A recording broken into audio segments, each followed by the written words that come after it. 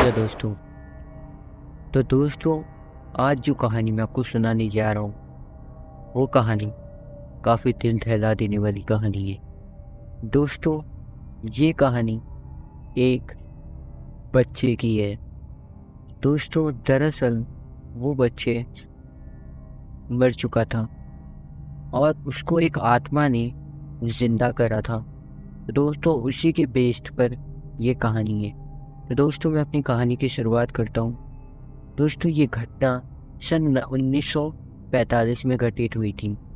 उस समय चिकित्सा सुविधा बहुत ही कमज़ोर हुआ करती थी। यूपी के मुजफ्फरनगर के रसूलपुर गांव में एक चौधरी गिरधरा सिंह नाम का एक आदमी रहा करता था। उसके एक 3 साल का बच्चा था। उसे चेचक हो गया और काफ़ी इलाज करने के बाद भी वो जिंदा नहीं बच सका। रात में उसकी मौत होने से सुबह उसके अंतिम संस्कार करने का निर्णय किया। उसी रात को मुजफ्फरनगर के एक दूसरे गांव में शोभाराम नाम का एक आदमी की बैलगाड़ी के पहिए के नीचे आ जाने से मौत हो गई। उसको अस्पताल ले जाते वक्त रास्ते में ही उसकी मौत हो गई। मृतक के घर वालों ने उसका दाह संस्कार कर दिया। दूसरी तरफ जब रसूलपुर में उस मृत बच्चे को दफन करने के लिए जंगल जाने लगे, अचानक रास्ते में उसके शरीर में हलचल हुई और वो उठकर खड़ा हो गया। लोग यह देखकर दंग रह गए, लेकिन बाद में उसको जिंदा देखकर सभी खुश हो गए।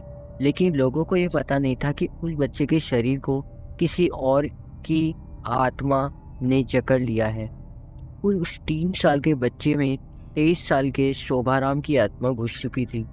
वो अलग जगह पर आकर बहुत परेशान हो रहा था और खाना खाने से मना कर रहा था, लेकिन बड़ी मुश्किल से समझाकर उसको खाने के लिए राजी किया। एक दिन वो बच्चा अपनी माँ के साथ उसके ननिहाल जा रहा था कि अचानक रास्ते में वो जगह आई जहाँ शोभाराम की मौत हुई थी। उस बच्चे ने इशारा करके बताया कि ये रास्ता उसके गांव की ओर जाता है। उसकी माँ उसकी बातों को अनसुना कर उसके ननिहाल चली गई।